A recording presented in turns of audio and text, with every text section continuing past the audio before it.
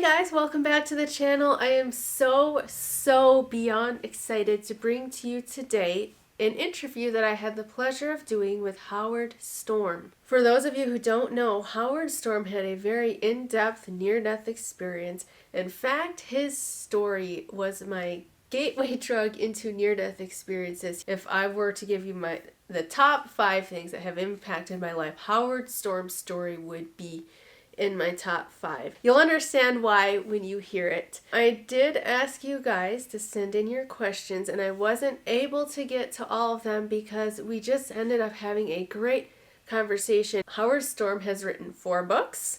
He also has a website and a YouTube channel, all of which I will link in the description below. On his website, you'll find paintings because he's an artist.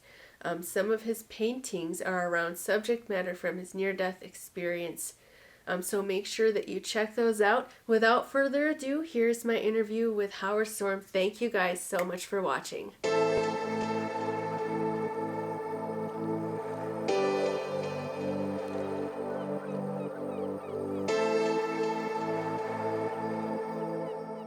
Hey everyone, this is Melissa Denyce, and I have a really special treat. I'm so excited to have Howard Storm here with me, who's graciously agreed to come and share his story. Howard had a near-death experience back in 1985, is that correct? Yes. Yes, and his story changed my life on a very profound level. He and Christ through him has been one of the biggest influences in my life over the past several years. So I'm very excited to have him on here. And Howard, if you would like to start off by just sharing your story of your near-death experience and however you feel led. Okay. Thank you, Melissa, for inviting me to have this conversation with you. Of and course. I hope that you feel free to ask questions or make comments anytime you want to. You won't bother me or hurt my feelings or anything if you do that. Good to know. Thank you. So I was born in 46. My dad had been in the Navy during World War II, and when he came back, I was made. And he hated being in the service. He said there was, awful the whole time. He wasn't in combat or anything, but he just didn't like the life that he had there. And he was passionate about trying to get back what he called the 4 years that were stolen from him. That's how he saw them. And he wanted to make money, he wanted to advance in his career, and he wanted to have the American dream, which was a house in the suburbs and a car and things like that. I had 2 older sisters, and my mom was a nurse and she worked. So we were doing okay with a 2-family income. And my father was a traveling salesman, so he got a company car. So we had an automobile, which hard to believe, but back in the late 40s and 50s, having a car was a big deal. A lot of people didn't. So we were on the road, to live in the dream. Part of it consisted of, on Sunday, I grew up in Massachusetts, we had blue laws and everything was closed on Sunday. It was hard to find an open gas station. Most of them were closed. Grocery stores closed. Department stores closed. And there were a few little stores that would sell milk and bread only, but you couldn't buy anything but milk and bread. Very restricted. So people went to church on Sunday. And nobody mowed their grass on Sunday because that would have been like culturally bad. Church was a show. Everybody dressed up. I had a little clip-on bow tie and a sport. I'm talking about a 4-year-old or 5-year-old, with a clip-on bow tie and a sports jacket and a little hat, right? So cute. My sisters had, you know, pretty dresses, and they're Sunday dresses. They only wore them on Sunday, right? Stuff like that. So we'd go do the show, and I liked it because I got to go to Sunday school, and Sunday school was a lot of fun because we did mostly arts and crafts, and the Sunday school teachers were really nice women who gave up the pleasure of being with their families and instead dealt with us, bunch of brats. I mean, we were well behaved, but I mean, you know, it's like, and we did lots of arts and crafts things and sang songs and we read stories, and it was just a joy, you know. They were sweet. You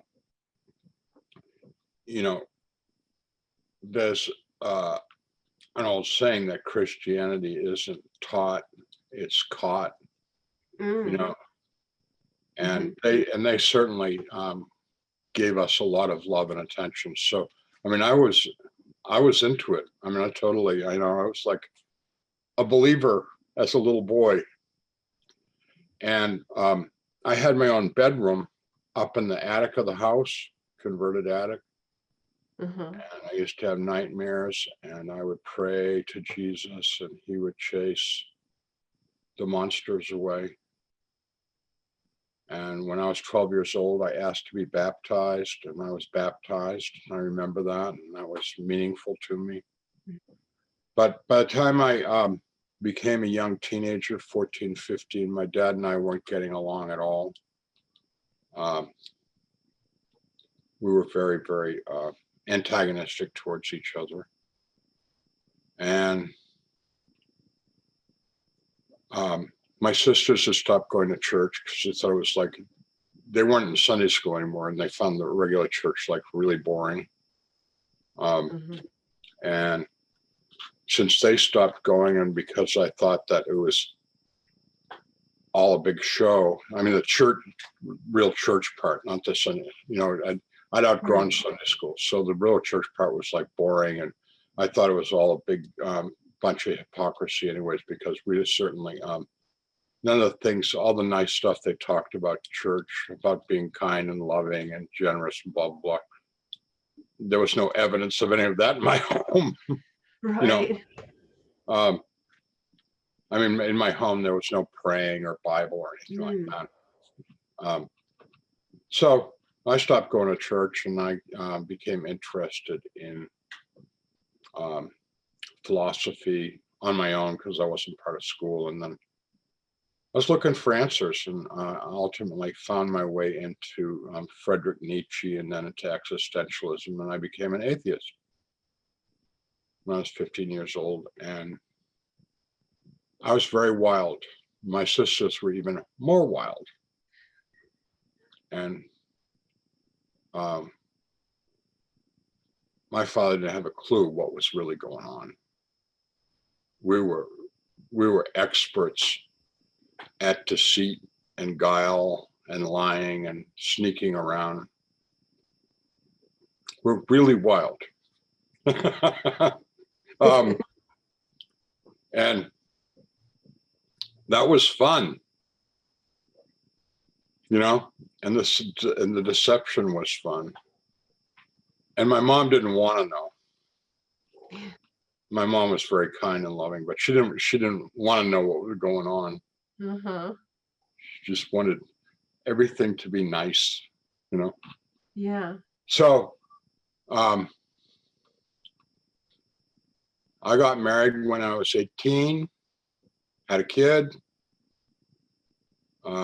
worked my way through college. My dad and I were divorced, as it were, you know, completely estranged. And my aim was to be a college professor. I was an artist, and that was a way to make a living, be an art teacher. So I did that, and then I was pursuing the house, the cars, the, you know, the life and stuff like that. And I was doing very, very well.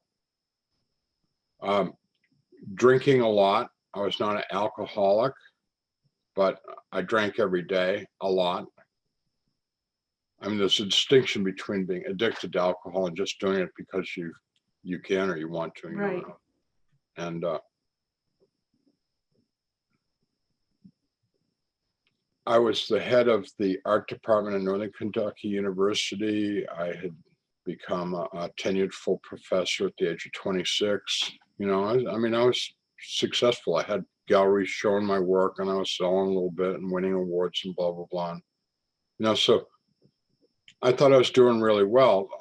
There was only one sour note in the happy picture of living the American dream, was just that I called it my melancholy. I was empty inside. I was sad inside, and nothing made me happy. I acted like everything was great. I mean, if you'd said, "How are you?" I'd say, "Great, wonderful, fine," and I always acted that way, but it was a facade. Part of the facade is I didn't want you to know what was going on inside of me, which was scary. For me, it was scary. Big emptiness in me somewhere that I didn't know why. I honestly thought it was genetic. Since my mother was an unhappy person, my father was an unhappy person, my grandparents were all from, they were immigrants, and they were not very cheerful people. I just thought, okay, that's the kind of people we are. We're just melancholy. June 1st, 1985, I'm taking a group of students around Europe on an art tour. And on June 1st, 85, last day of our 3-week art tour of Europe, at 11 o'clock in the morning in Paris, France, I had a perforation of the small stomach. And that knocked me to the ground, screaming, cursing, yelling, thrashing, pure terror, because it just, I mean, one minute I was talking to someone, the next minute, and I was before with this unbelievable pain in the middle of my abdomen. Oh, I can't even imagine that. It was terrifying because it was just other Klabuska. My first thought is I'd been shot, except that I hadn't heard a bang and nobody had a gun. So it was like,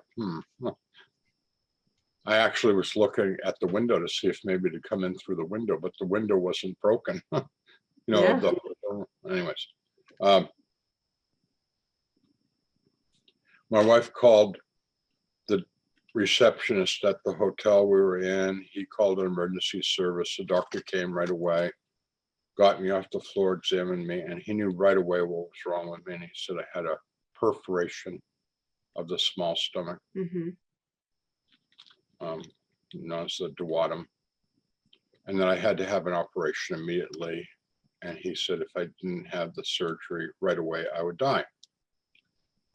So he called, like, okay, that's kind of scary. So he called an ambulance, and they came very quickly, and they carried me out of the hotel and took me across town to the city hospital in Paris, which is a huge multi-block complex of buildings. And I was taken to emergency. 2 doctors there examined me, told me the same thing that the doctor at the hotel said. The bottom line was I needed to have the surgery within an hour or I would die. They were very nice. They sent me away on a gurney to another building, the surgical building, and I was taken and put in a room. And I didn't know this. My wife didn't know it. She was with me. I'm sure the doctors in the emergency didn't know it, but there was no surgeon available in the surgical hospital because it was a Saturday. Mm-hmm. And so I was parked in a room at emergency, and at this hospital I was given nothing, no pain medication or anything. Wow. Well, they said the reasoning was because I was begging for it and pleading for it, and they said that I would be getting anesthetic right away with the surgery, and that they didn't want to give me anything that would interfere with Oh, the okay. anesthetic that I'd be given, Uh-huh. which made sense. But the pain was just keep getting worse and worse and worse all the time. So we laid there waiting for a doctor to show up. About once every hour, a nurse would come in and say she was sorry, and no doctor. And I would beg and plead for pain medication and for, help and whatever. And I had a roommate in the room, a very kind elderly Frenchman, and he spoke perfect English, so he would plead for me in French and me in English and my bad French and stuff like that. And the nurse would say, nothing I can do, and she'd leave and come back an hour later. So this went on all day. The pain, which is so bad, it dropped me to the floor, screaming and flailing about, kept getting worse and worse and worse. But it was also robbing me of all of my strength. And it was getting very, very hard to breathe. And I was pretty much focused on breathing because I was aware enough to know that if you stop breathing, that's a bad thing. Mm-hmm. And I really, really didn't want to die. I was 38 years old. I got a house. I got a pickup truck. I got a car. I got a wife. I got 2 kids. I got a job. I got, Right. got a career. I got, I've worked real hard for all these things. And just like out of the clear blue sky, just I kept thinking it can't be happening. It can't be happening. It can't be happening. Except it was happening. I mean, I had no doubt that it was happening. It's just like, how could this happen? You just, you're going merrily along your way, and then all of a sudden, bang, game over, And I knew I didn't pray any of this time. I didn't have any faith. I didn't pray. I didn't believe there was anything after this life. I knew that when you're dead, you're dead. And I think a lot of people believe that, and I think a lot of people fear that. Mm-hmm. And it was terrifying, and really, really terrifying. Because of the breathing problem and the pain, I had almost no conversation with my wife. It was too hard to talk. And because of the pain, it was really, really hard to think. The pain was just like my whole reality, of trying to fight it. It was sort of like, so 8:30 that night. It started at 11 in the morning. Now it's 8:30 at night. Every doctor in the United States said that what the doctors in France told me was true, that I had a few hours to live, period. And now this has been 9.5 hours. You held on for a long time, considering they said that you needed surgery within the hour. Yeah. So 8:30 that night, the nurse comes in and says she was sorry they were unable to find a doctor, and they were trying to get one the next day. Well, that was, when she said that, it was over. I knew it was, I no longer had any hope. I had nothing to live for, because I knew I was dying, and I'd been trying to stay alive, and why do this anymore? I can't, because I can't do it anymore. I don't have the strength to do it. I did not want to die, but there was no hope. So she left the room. I told my wife, it's time for us to say goodbye. I'm going to go now. She understood.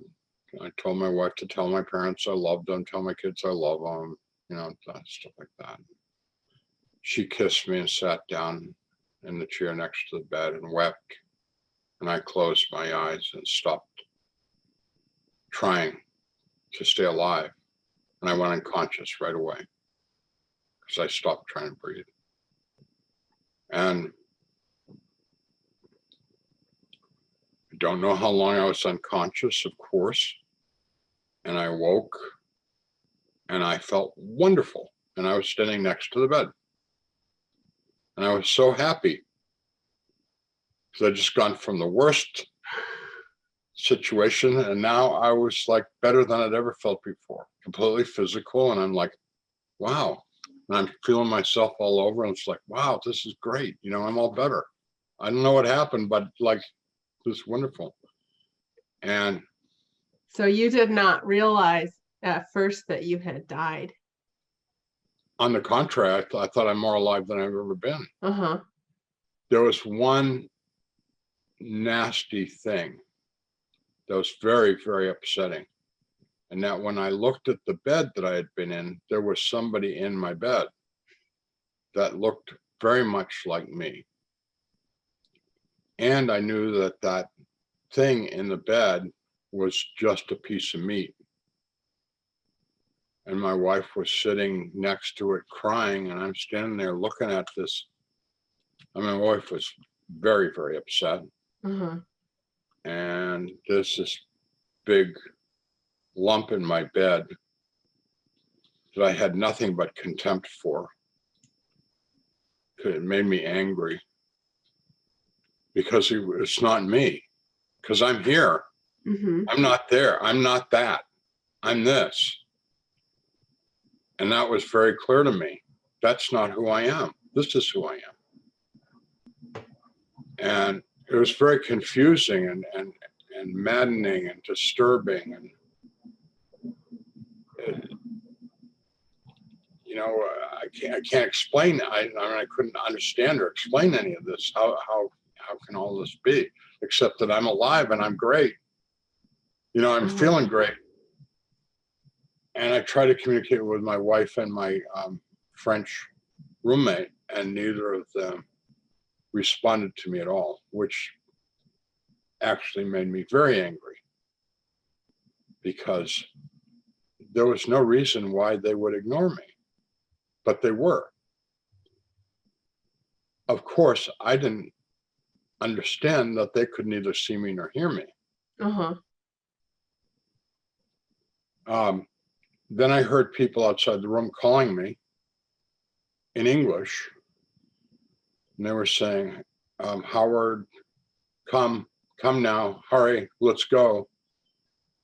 And I went over to the doorway of the room, and there was a group of people back. There was no lights on in the hallway. The room was well lit, but the hallway was darkish, grayish. And they were back away from the door, telling me, not asking me, telling me to come. And I said to them, I'm sick. I need a doctor. And they said, we know all about you. We've been waiting for you a long time. Hurry up, let's go. So I assumed that they had been sent by the doctor to take me to the doctor, to walk me to the doctor. So I left the room and I went with them. And we went on a very, very long walk. And as we walked, it was getting imperceptibly darker and darker. And the other thing that started to bother me about the walk was we never went up or down. There were no walls. There was no ceiling. We were just walking in this like featureless space. And I didn't have actually any recollection. I mean, I was on a flat on my back in incredible pain on a gurney, taken up to this room on an elevator on the third floor. I knew I was on the third floor, and it's like, okay, this hospital isn't that big. This this doesn't make any sense. And it was all very confusing. And then the people that had commanded me to come with them were now starting to say snide, cruel things about me. You know, things like, oh, we're going to have fun with him and stuff like that, which is like making me really scared. You know, like, so after this journey with them, we're in complete darkness.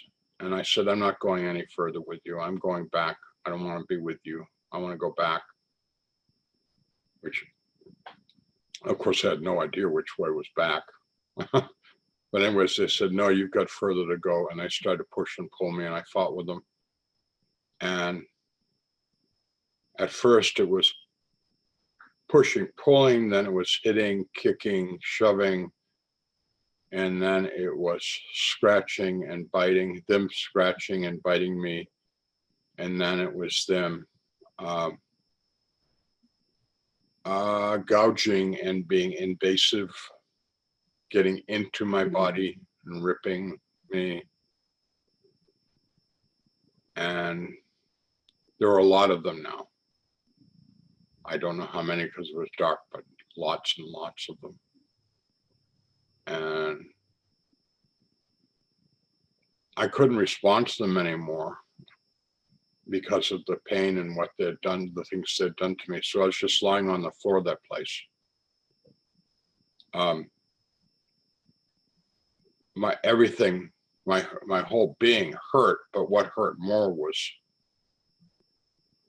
the emotional pain. And lying there, I heard a voice, and I've never understood who or what it was, whether it came from me or it came from outside me. I know, but it was audible and said, pray to God. And I thought, I don't believe in God. I don't pray. And the voice said, pray to God. And I thought, I don't know how to pray.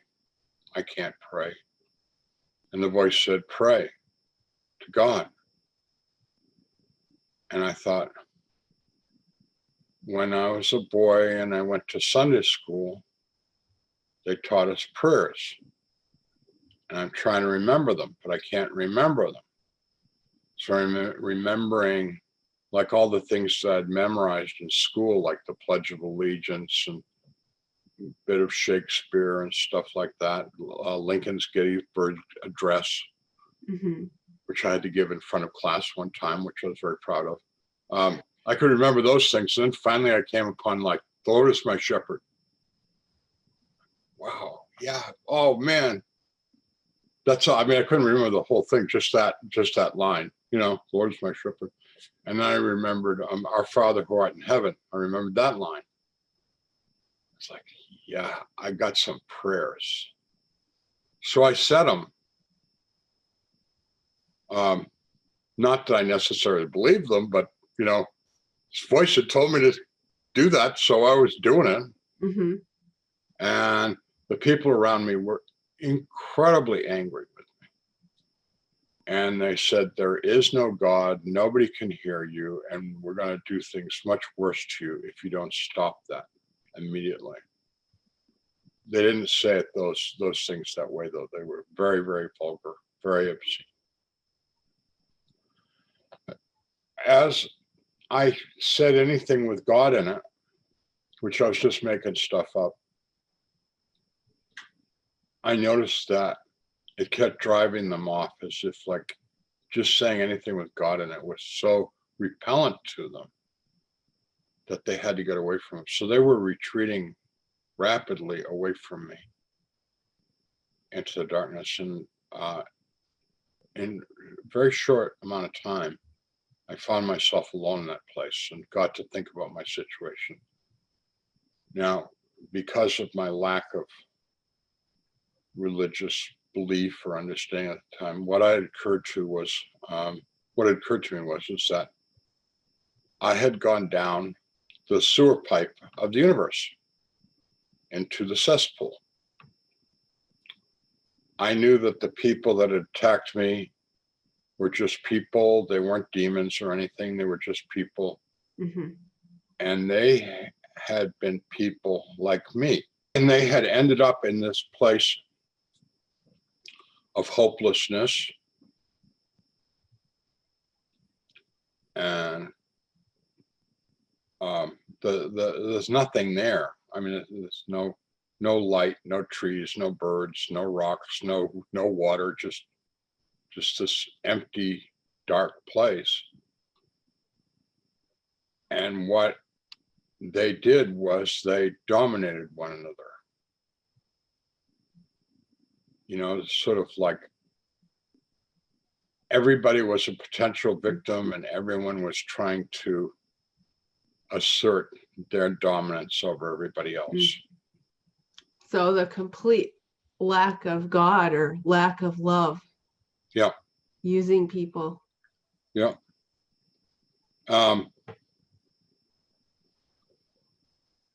You know, my sense of them was, and of myself, is they weren't bad people. I wasn't a bad person. It's sort of like there's a psychology experiment when they take a bunch of rats and they put them in a cage, mm-hmm. and they end up gnawing on each other. Yeah. Because there's nothing else to do. You know, they just start eating each other alive. You know, mm-hmm. That's what these people were doing. They were just sort of initiating me into their world. Right. I mean, they didn't care about me. I mean, they had no interest in me at all. I was just another thing to torment as they were tormented. Uh-huh. So they're unleashing their own torment on you and on everyone else around them. Yeah. Now, I want to be clear that I am not an authority on hell. I had my experience. I think that there are unlimited kinds of experiences that people might people might have outside of heaven. Mm-hmm. But I wouldn't want to wish this on anyone. Right. So I'm lying in that place and I'm thinking about my life, and I had all the time in the world to think about my life, and the bottom line was just like, what was I born for? Why did I exist? Because I had bad relationship with my parents, with my sisters, with my wife, with my kids. I mean, when I really looked at this stuff, everything was like, not so great. I became well aware that I was not the great artist that I thought I was. I was not, this super wonderful person that I deluded myself into thinking that I was. What was the point? I was never going to be anything other than just a guy, living on this planet. Why go through it? Since nothing made me very happy to begin with, and now I'm in this like horrible place. And my sense is that I was stuck there forever and ever and ever and ever, time without end, with all these other miserable people. Mm-hmm. Very, very depressing. And in that despair, I remembered my childhood in Sunday school singing Jesus Loves Me. And in addition to the words, I felt that as a child. And remembering it, I could remember what I felt as a child, that there was this other whom from a childhood perspective was kind of like a superhero. This guy, Jesus, wore, the robe and the beard and the long hair. Yeah. But he would chase the monsters away, you know, at night and protect me from harm when the bullies were after me in the schoolyard and stuff, you know. I'd pray to him and like he'd protect me.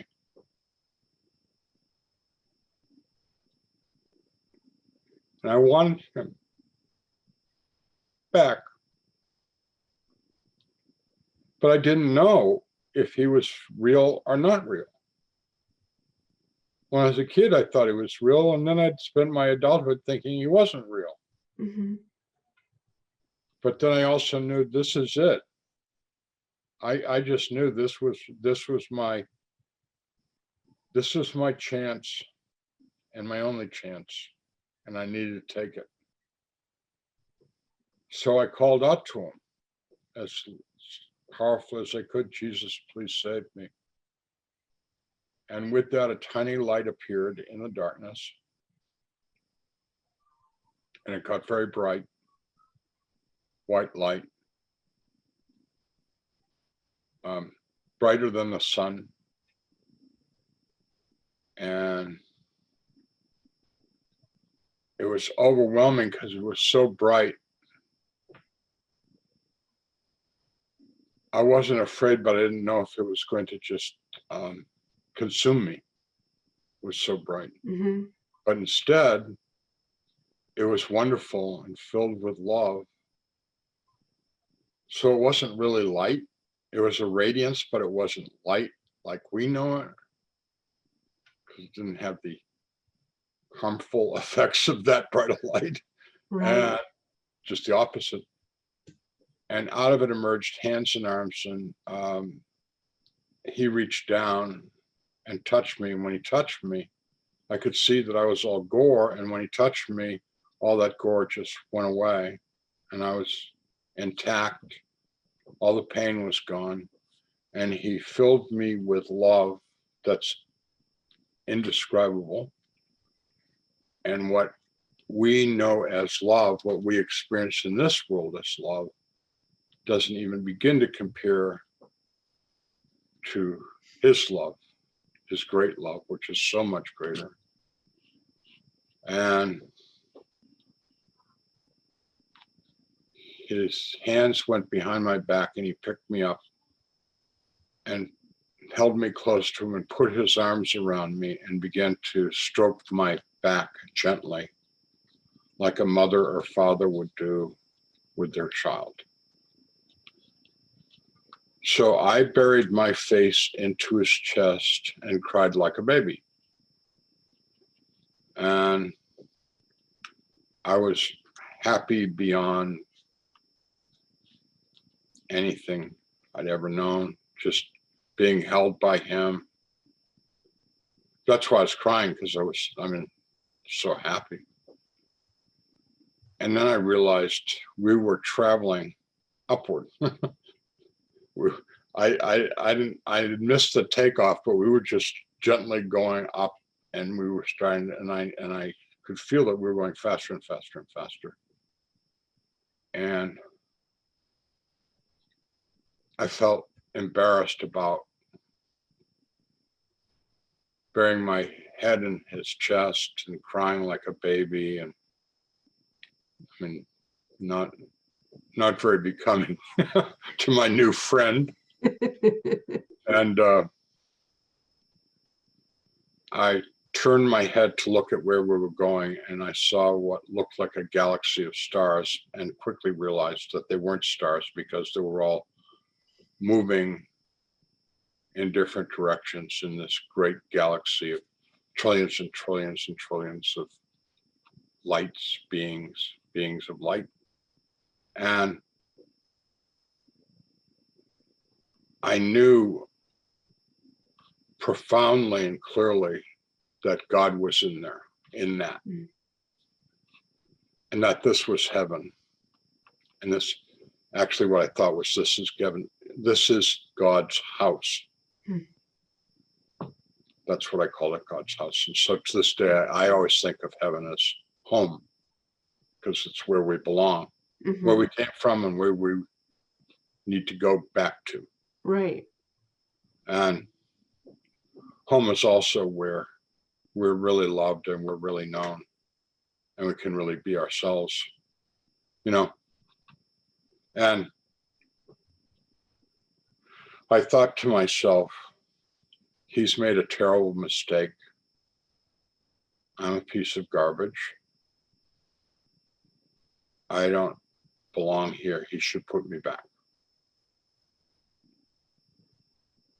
And we stopped outside of home, heaven, Mm-hmm.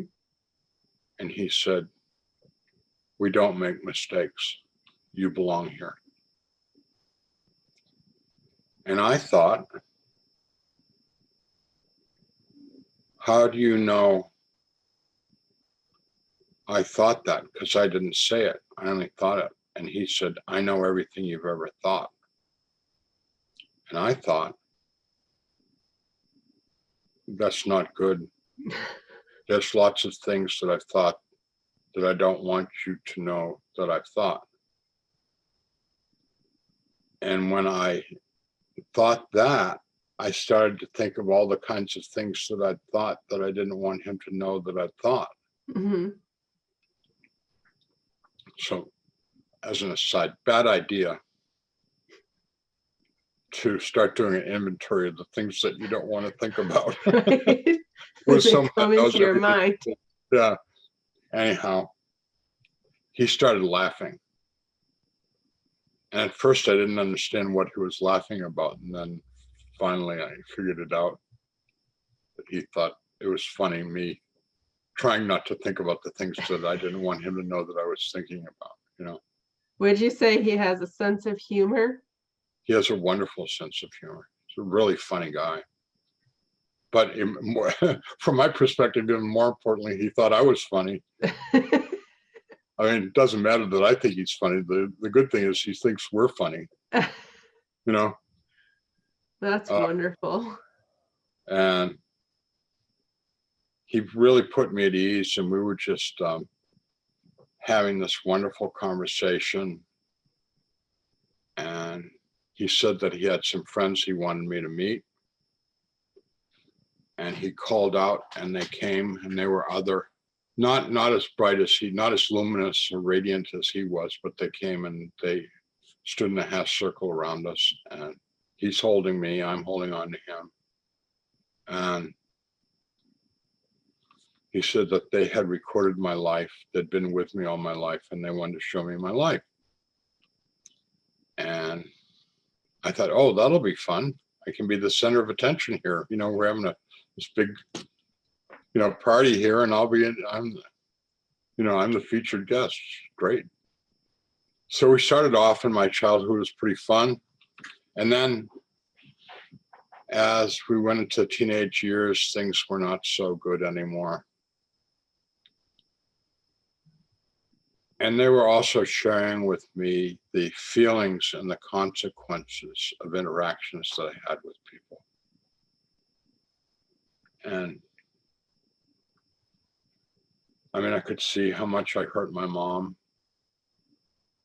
I could see how, because of my father's inability to interact in appropriate ways with a young man, his son, Mm-hmm. I came to hate him and be unresponsive to his attempts to be a good father. You know, I mean, because there were times when he would, you know, really try hard to be a nice guy and a fun guy. And I was like, I wasn't buying it anymore. You know, he hurt me and my sisters and my mother way too much. I mean, he was not just verbally abusive, he was also physically abusive regularly to all of us. And I saw myself become completely self-absorbed, and it was a defense mechanism. I didn't want to be hurt, Right. so I built a wall around myself, a wall of not caring about anybody else. That way you don't get hurt, you know? Uh-huh. And you're also capable of hurting other people because it's good for them, Mm-hmm. you know? Yeah. Teaches them right from wrong and what's up and who's the boss. And I was the boss. One of my favorite expressions, I didn't say this aloud because it's crude, but my favorite expressions was, I was the biggest, baddest bear in the woods. Mm-hmm. I wanted people to be afraid of me. And they were, you know? I was a big, strong guy. And I got my way, you know? So I'd learned well from my dad, Mm-hmm. whom I hated the way he was. And I was becoming just like Yeah. him, you know? Yeah. But Yeah. you know, you learn by example, Oh, right? yeah. So it was a disaster. My life review was a disaster because like they start showing me all this stuff and like I don't like what I'm seeing. And it's like all true, it's all real, it's all what happened. I mean, there's nothing to argue about or dispute. It's there it is. And I kept saying, I don't want to see anymore. I hate this. Please, I don't want to watch this. And Jesus and the angels said, you really need to see it. You need to understand. You need to know. It was very, very hard. And what they were showing me was how I had interacted with other people. Mm-hmm. And they had no interest in my awards, my honors, my prizes, my successes. It was accounted for nothing, which was very disappointing because that's what I'd lived for, you know? And when it was over, Jesus said, do you have any questions? And I said, I've got a million questions. And he said, ask me whatever you like. So I asked him everything I could think of to ask him. And everything I asked, he showed me. He told me, he took me places. We visited the past, the future, other worlds. I mean, it was quite a wonderful journey. And then when I completely ran out of questions to ask, because he'd answered so many questions, I was super saturated with, you know, the things that he had taught me and shown me. I said, I want to go to heaven now, forever. And he said, no, you're not ready. You're not fit to be there yet. You have to go back into the world and try and live the things that we've tried to teach you and show you. So I had a big argument with him. And everything that I argued, he had a better reason why my argument was wrong and his was right. And that went on and on and on. It was a great experience. It was a great learning experience because he completely blew up a whole lot of my really bad ideas. And finally I said, okay, I'll go back. Because he told me when I was to come back to this world that it was going to be really hard and that I was going to suffer and make lots of mistakes and disappointment. And it wasn't sending me back to, you know, bed of roses or anything. He made that really clear. Mm-hmm. And I agreed to come back. And when I agreed to come back, I was like, bang, back in the bed, back in the body. And immediately when I came back, the nurse came into the room. It was now 9:00 at night. And she said, a doctor has arrived at the hospital and we're going to prepare you for surgery. And they evicted my wife from the room. They prepped me for surgery and took me down there, and I had the surgery around 10:00 that night. So that's it. Well, thank you so much for sharing that with us, Howard. It's such a beautiful story. I've heard it so many times because I listen to your interviews online and I have your book, but every time I hear it, I just get emotional again. thinking about how you called out to Jesus from the pit of hell, and that's all it took for that. Just like we were talking before I started recording, that the open door is what Jesus needs. Yeah. Just the call for One help. of the interesting lines in the Bible, in 4 places, 4, count them. That's important that it's repeated. It says in the Bible 4 times, anyone who calls upon the name of the Lord shall be saved. Which, if nothing else, I would like people to know that. If you call on him, he's on it. You know? Yeah. He's not our puppet. I mean, we don't pull his strings, but when we need him, he's doing what he's going to do. Yeah, and he's not waiting for us to have a perfect understanding of him or have our doctrine all correct. And it doesn't necessarily mean it's going to be an easy road. Like you said, you had to come back and live what he had taught you, but he answers and he works in our life. I was asking him about understanding everything, about trying to be perfect. If he sent me back, do I have to be perfect? And he said, you never will be in this world. He said, matter of fact, when you come to heaven and look back on your life in this world and what you think you knew, you'll laugh at how little you knew. I can only imagine. So it's just interesting that, I mean, people, and I'm as guilty of this as anyone, okay? I mean, I want to have like a great theological understanding. I want to have like my doctrinal understanding just be, tied up in a perfect knot, absolutely unshakable. I mean, I really do. I just want that all to be just so successful and perfect and good and complete. And he told me, good luck with that, because when you get to heaven and you start really, really understanding, and knowing, you're going to look back and you're going to laugh at yourself. We're children. We're little children here. Right. And it's like, we need to understand. Matter of fact, Jesus kind of told us that. There's a interesting little line in the gospel. People were bringing their children to be with Jesus, and it doesn't say it, but it kind of infers that they were starting to climb all over him and stuff. And the disciples got upset and wanted to send the children away. And Jesus said, suffer little children to come unto me, and do not stop them, for such of these that the kingdom of God belongs.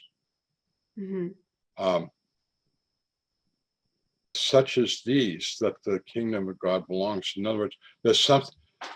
What did he say? He said there's something about children that's like a really good quality that we should aspire to.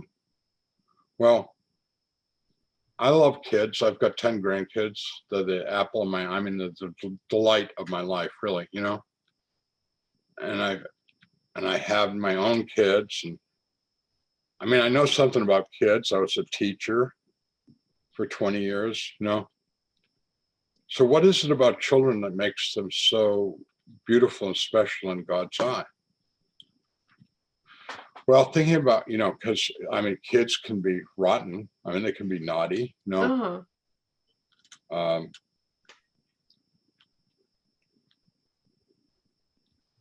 trusting.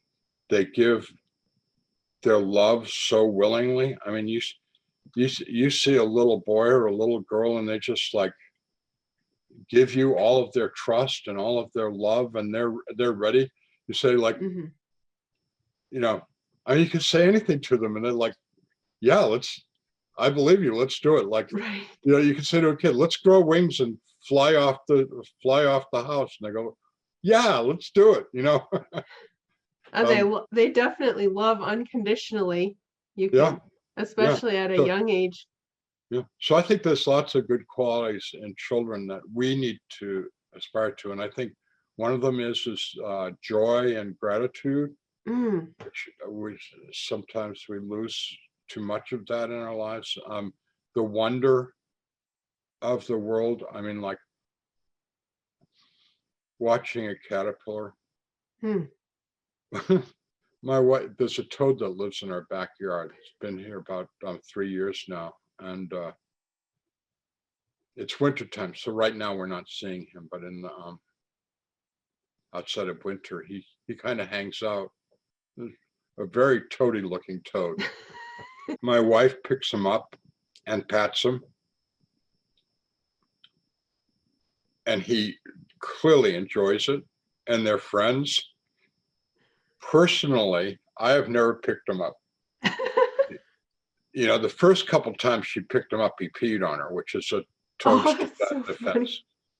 But my wife is a very clean, fastidious person, but for some reason she didn't mind being peed on by a toad.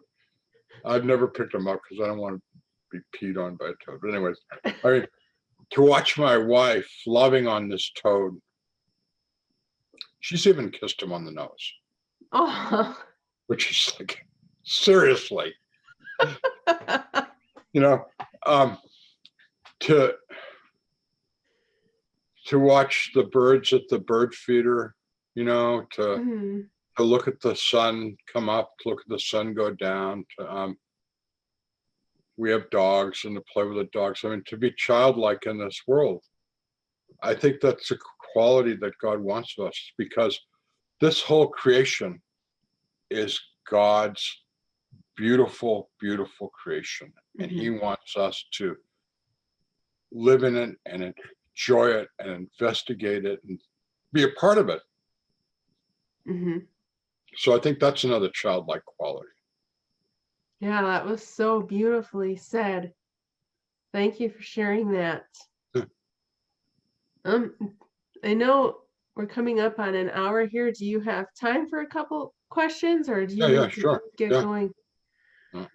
All right. Well, one of the things I'd love to have you talk a little bit about is your conversation with Jesus when you asked him what he wanted you to do when you came back to Earth.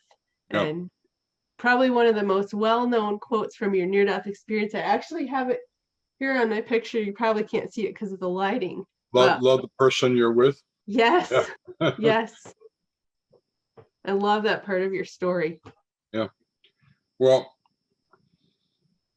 when he was convincing me that I needed to come back here, and he was getting through me, I was like, well, if I were to come back to this world, what would you want me to do? And he said, I want you to love the person you're with. And I said, okay, great. But what do you want me to do? And he said, I want you to love the person that you're with. And I said, yeah, I understand, but I want to do something. And I started going off on this, how I'd build him a shrine and, make him famous and stuff like that. This all very ridiculous in retrospect, but it made sense to me at the time. And he said, like, I don't want you to do that. I don't need a shrine. I don't want you to go off on some big project, I just want you to love the person you're with. I said, what good will that do? And he said, it'll change the world. And now I thought I had him. And I said, so you want me to go back and change the world? And he said, yeah.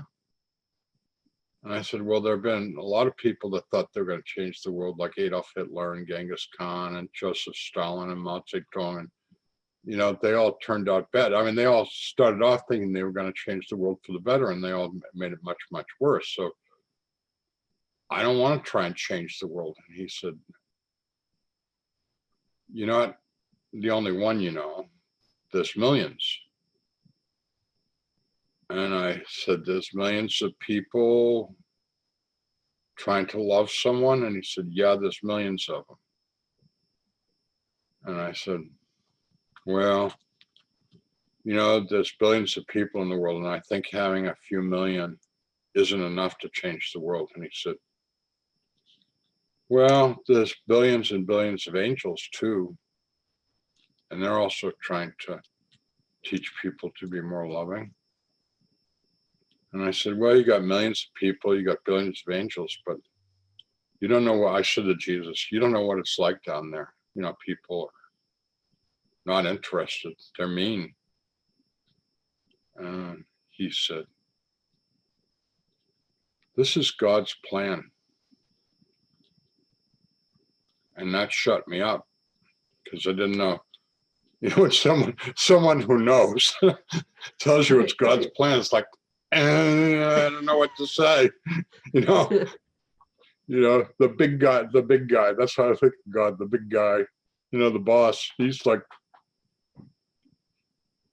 you can't argue with the boss. He's the boss. And so, anyways, that's what I've been trying to do. My experience was 35 years ago. And I've been trying to love the person I'm with. And sometimes I do good with it, and sometimes I don't do so good. Because sometimes people make you aggravated or upset or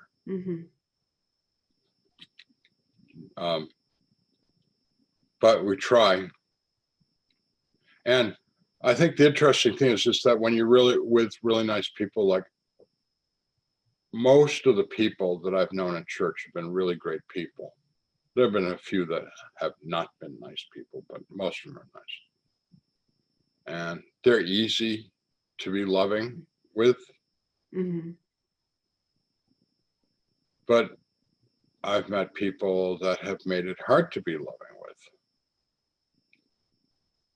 People who have, I don't know why, but it seems like they've gone out of their way to hurt me and upset me.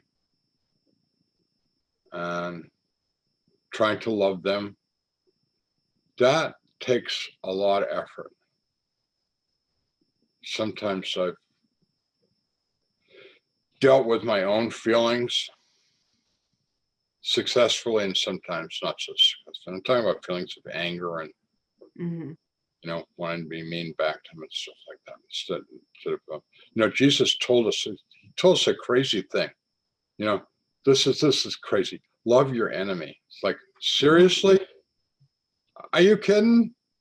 Who wants to do that? Nobody wants to do that. It's like against human nature. Right.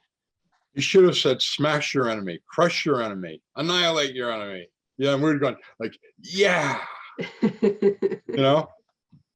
Love your enemy, and it's like, because who's our enemy? People that we're afraid of, people we don't trust, people we look down upon. People that somehow are a threat to us, real or imagined. Those people, the people that disagree with everything I believe in. I mean, so like, I think of myself as a Christian, so I'm supposed to love the people that hate Christians and mock Christians. I don't want to do that. And Jesus is saying, do it. Yeah. I love your honesty, first of all, because we can all relate to that. But I also just think that he makes it so simple, not easy necessarily, but it's so simple. Just that's what he wants for us to do, is to love the person next to us, do the best that we can. And at least that's what I got out of it. Yeah. We tend to make it so much more complicated than that. I know, at least I don't know what you would think about this, but when I was growing up, I used to hear this phrase a lot in the religious circles I was in, that it doesn't matter how loving a person is if they don't believe the correct things, then they don't know God. But it seems to me that the Bible teaches the opposite, because it says anyone who loves knows God. I 100% agree with what you just said. It doesn't, our philosophy, our doctrine, our theology is way secondary to how we treat one another. Here's a example that I invented that I think works for me. In China, there's Madame Chin, who's a grandmother, and she has spent her entire life being the best mother to her children, the best wife to her husband, the best grandmother to her grandkids, the best neighbor to her neighbors. And she has never heard of Christianity. She doesn't have a clue. Mm-hmm. But she has spent her life loving God as she understands it, Mm-hmm. or according to Taoism or Confucianism or whatever it is she is. And she has loved her neighbor as herself to the best of her ability. So the question is, what does Jesus do with her? Madam Chen. Mm-hmm. And you know what I think Jesus does? Come, sister, come to me. Come on, come on. That's what I think he does. Yes, and that's what's so beautiful to me about your story, that just really got me when I first heard it, coming out of the background that I came from. Just, yeah, it's hard for me to express into words how beautiful that is to Thank a you. lot of people coming from a really strict religious background. Yeah. I I pastored churches for 30 years. I retired in 2020, just Mhm. before the pandemic. Lucky me. But the nature of people is to become more and more tribal, Mm. Mm-hmm. to circle the wagons, close the ranks. That's what we want to do. I mean, it really gets down to, I live on a pretty good little street, but I wouldn't trust those people on the street, the next street over. You know what I mean? I mean, like, our school system is the best, but the people in those other schools, I wouldn't turn my back on them for a minute. They're cheats and liars, and they'll steal. They'll Mm-hmm. corrupt your children. You know what I mean? It's in our nature, and I really think it's like it bred into us, and certainly culturally it's bred into us, that like it's us versus them. And as time goes on, our us becomes tighter and smaller and more ill-defined. And the very same thing happens with religion. I mean, Jesus starts off with this like extremely broad, radical concept of God and faith, and how to practice it. And if you read the history of the church, it just gets tighter and tighter and tighter, and more rigid, and more, like us against them. And pretty soon everybody's going to hell except for us. And then after the Protestant Reformation, we get down to the point where it's no longer like the big church. It's like just our church. And I've had people tell me that they went to churches that preached that only those people in that church were going to go to heaven. And I'm like, That's crazy. Come on. No, seriously. No, come on. That can't be true. And they say, oh yeah. In Cincinnati, which I live very close to, there's a church still there, a little inner city church. It's like a tiny little building, big giant letters, the True Church of Jesus Christ. I mean, I don't have a problem with the title, but it's quite a proclamation. I've always wanted to go there and like, oh, really? You're the True Church of Jesus Christ, as opposed to the hundreds and hundreds of other churches in Cincinnati who must be not so true or whatever. I don't know. My wife and I go to churches whenever we travel, whenever we go anywhere. And we've been to churches all over the world. China, Africa, South America, Europe, blah, blah, blah, all over the United States, all kinds of churches. And you know what? Love them. Love them all. I do. Some are more fun than others. Some are more boring than others. Some are more entertaining than others, but I love them all. And maybe they're all designed for the people who need them. People have different needs. Yep. And especially we all have needs because of our cultural background. People ask me, why did you go to the church that you went to when you came back? And simple, it's because it's what I grew up in. Mm.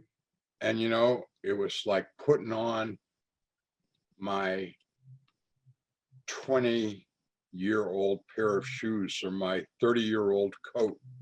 It just fit right. Mm. It was my comfort zone. It just was Right. like, yeah. And when we go to churches that have different liturgies and different hymnody and different ideas and stuff like that, it can be challenging. Mm-hmm. My wife, who loves contemporary music, we went to a church where there were like hundreds of young people, right by the University of Cincinnati. It was college students. There are hundreds of them in this church. And the rock music was so loud, my wife spent the whole service. Oh, no. And I kept saying, I said, it's kind of embarrassing you having your hymn. She said, I can't, the music's too loud. And I said, seriously? It was really, really loud, it was heavy rock, contemporary Christian music. And she was very unhappy. She said, I'll never go back there again. And I said, I can't believe, because she loves contemporary Christian music, but not that loud. Not that loud, huh? Yeah. Well, Howard, is there anything else that you would like to say before we go? If you could say anything to the people listening, what would it be?